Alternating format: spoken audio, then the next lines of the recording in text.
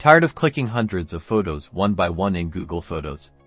Let's get those memories organized, downloaded, or, if you must, deleted fast. First, let's tackle the desktop version. Open Google Photos in your browser. Hover your mouse over the first photo you want to select. You'll see a check mark appear in the top left corner. Click it. Now, here's the magic. Hold down the Shift key on your keyboard.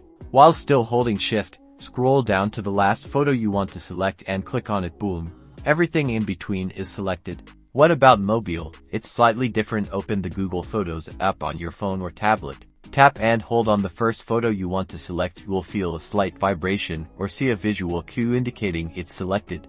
Now, without lifting your finger, drag your finger down the screen. As you drag, all the photos your finger touches will be selected. Once you've selected all the photos you need, you can download them, delete them, add them to an album, or do whatever your heart desires.